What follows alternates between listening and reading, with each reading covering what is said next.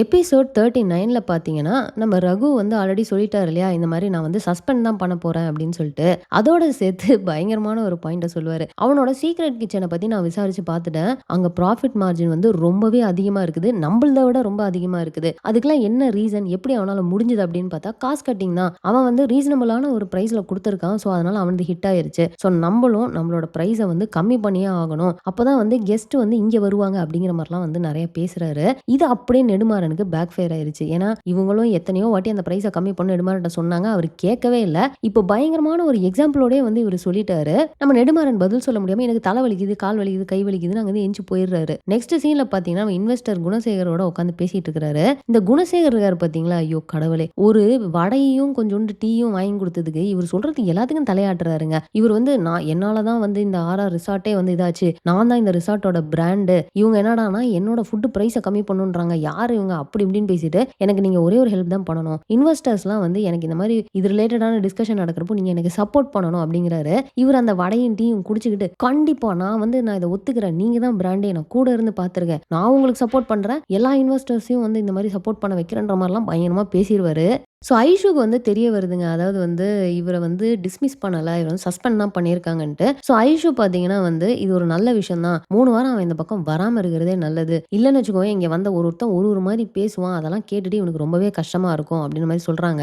இது எல்லாத்தையும் நம்ம விக்கி பின்னாடி இருந்து ஒட்டு கேட்டுட்டே இருக்கிறாரு. ஏன்னா அவரோட மோட்டிவே இந்த கேங்க பிரிக்கணும் அப்படிங்கிறது. என்னடா இவனுங்க இன்னமும் பாசமா பேசிட்டு இருக்காங்க அப்படிங்கிற மாதிரி ஒரு வெறுப்புல அவர் அங்க வந்து ஒட்டு கேட்டுட்டு இருப்பாரு. அண்ட் நம்ம ரகு பார்த்தீங்கன்னா வந்து நேரா வெற்றி இருக்கிற அந்த ஹாஸ்டலுக்கே வந்து போறாரு. வெற்றிக்கு ஒரே ஷாக், என்னது ரகு பார்க்க வந்திருக்காரா அப்படின்னு சொல்லிட்டு கீழே இறங்கி வராரு. எப்படிடா இப்படி ஒரு விஷயத்த உன்னால பண்ண முடிஞ்சது, எப்படி உனக்கு மனசு வந்துச்சு அப்படின்னு சொல்றப்போ, ரொம்ப சாரி சார் அப்படின்றாரு. வாய மூடு அப்படின்ட்டு அவ்வளவு கோவமா பேசுறாரு. இல்ல வீட்டோட கஷ்டம் அப்படின்லாம் சொல்ல வராரு. அதெல்லாம் நீ எனக்கு எந்த காரணமுமே நீ சொல்லக்கூடாது. எனக்கு ஃபர்ஸ்ட் இந்த நியூஸ் தெரிஞ்சோன்னே வெற்றின்னு சொன்னோன்னா அவனா அப்படின்னு சொல்லிட்டு நான் எவ்வளவு வந்து ஷாக் ஆனேன்னு உனக்கு தெரியுமா அப்படிங்கிறாரு. நான் இப்ப ரொம்பவே வருத்தப்படுறேன் சார். அதுவும் இல்லாம உங்களுக்கு அவமானம், உங்க பேரே கெடுது நீங்க சொன்னீங்க தெரியுமா, கண்டிப்பா நான் இந்த மாதிரி ஒரு விஷயத்த பண்ணவே மாட்டேன், என்னால இன்னொருத்தவங்களோட பேரு கெட்டுறவே கூடாது. அதுக்கப்புறம் இவர் வந்து வெற்றிக்கு வந்து கொஞ்சம் காசு கொடுக்குறாரு. வேணாம் வேணாம் அப்படின்னு சொன்னாலுமே வந்து கொடுக்குறாரு. இனிமே நீ இப்படி பண்ணாதடா, நடந்ததை நினைச்சு நீ ஃபீல் பண்ணிட்டு இருக்காத, நீ ஒன்னும் கவலைப்படாத, உன் மேல நான் நம்பிக்கை வச்சிருக்கேன், அதை நீ காப்பாற்றணும் அப்படிங்கிற மாதிரி சொல்லிட்டு அங்கிருந்து போயிடுறாரு. நம்ம பாண்டி பாத்தீங்கன்னா வெற்றியை வந்து வெளில கூட்டிட்டு போயிருக்காரு. வெற்றி செம்ம டல்லா இருக்காரு. பாண்டியும் என்னென்னமோ ஃபன்னா ட்ரை பண்ணி அவர் சிரிக்க வைக்க பாக்குறாரு. அவர் அப்படியே உருன்னே வந்துட்டு இருக்காரு. ஆனா இப்பதாங்க ஒரு பயங்கரமான மேட்ரு என்ன அப்படின்னு பாத்தீங்கன்னா, அவர் அங்க கூட்டிட்டு போய் காட்டுறாரு. அங்க பார்த்தா வந்து அந்த அக்கா கடையை வந்து திரும்ப ஓபன் பண்ணிட்டாங்க. வெற்றி கொடுத்த காசெல்லாம் வச்சு எக்ஸ்ட்ராவா காசை போட்டு எப்படியோ வந்து முனிசிபல்ட்ட வந்து பர்மிஷனை வாங்கிட்டு நான் கடையை திறந்துட்டேன் அப்படின்றாங்க. சோ இப்போ நமக்கு அந்த 3 வாரம் இவர் என்ன பண்ண போறாரு அப்படிங்கிறது தெரிஞ்சிருச்சு. ஆனா இதுல என்ன தெரியுமா பெரிய பிரச்சனை, கொஞ்ச நாள் நம்ம ரம்யாவை காட்டாமலே இருந்தாங்க. ரம்யாவுக்கு ஆல்ரெடி வெற்றியை பிடிச்சிருக்குன்னு நமக்கு தெரியும். சோ இப்போ இவர் 3 வாரம் இங்க டைம் ஸ்பெண்ட் பண்ணாரு அப்படின்னா ரம்யா இன்னும் ஜாஸ்தியா வந்து வெற்றியோட க்ளோஸ் ஆவாங்க.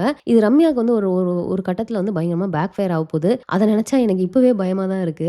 நம்ம ஐஷு பாத்தீங்கன்னு வச்சுக்கோங்களேன், எப்பயும் அந்த பாடுவாங்க தெரியுமா, அந்த மாஸ்க் கேர்ள். சோ அதே மாதிரி அங்க நின்று பாடிட்டு இருக்காங்க. பட் அவங்களுக்கு வந்து அந்த வெற்றி அன்னைக்கு வந்து கிட்டார் வாசிச்சது அதெல்லாம் வந்து டிஸ்டர்ப் பண்ணிட்டே இருக்கு. அவங்களால பாடவே முடியல. பாடுறத அப்படியே பாதியிலே நிறுத்திட்டு வெளியே போயிடுறாங்க.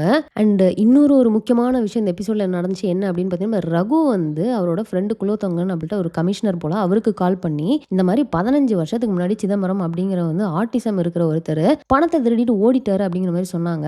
எனக்கு இப்ப அந்த சிதம்பரமா கண்டுபிடிக்கணும். இதை நீங்க அபிஷியலா பண்ணக்கூடாது, அன்அபிஷியலா பண்ணணும், யாருக்குமே இது தெரியக்கூடாது, எனக்கு எப்படியாவது அவனை கண்டுபிடிச்சு கூடு அப்படிங்கிற மாதிரி ஒரு பாயிண்ட சொல்றாரு. சோ பயங்கர இன்ட்ரெஸ்டிங்கா போயிட்டு இருக்குதுங்க. அதாவது இவர் வந்து சிதம்பரம் கண்டுபிடிக்காம விட மாட்டேன்டா அப்படிங்கிற மாதிரி போயிட்டு இருக்கிறாரு. ஆனா இவரு ரகுக்கு எதுவும் ஆயிடக்கூடாது. எனக்கு ஒரு வாட்டி அவரை பாக்குறப்போ அதுதான் பயமா இருக்குது. ஓகேங்க. சோ எபிசோட் 38ல நடந்த எல்லாத்தையுமே நம்ம ரிவ்யூ பண்ணிட்டோம். எபிசோட் 40ல என்ன நடந்துச்சு அப்படிங்கிற ரிவ்யூ பண்ணி நெக்ஸ்ட் ஒரு வீடியோல போடுறேன், மிஸ் பண்ணாம பாருங்க. இந்த வீடியோ உங்களுக்கு பிடிச்சதா லைக் பண்ணுங்க, உங்க ஃப்ரெண்ட்ஸ் எல்லாருமே ஷேர் பண்ணுங்க, மறக்காம சேனலை சப்ஸ்கிரைப் பண்ணி சப்போர்ட் பண்ணுங்க. தேங்க்ஸ் ஃபார் வாட்சிங். Bye by.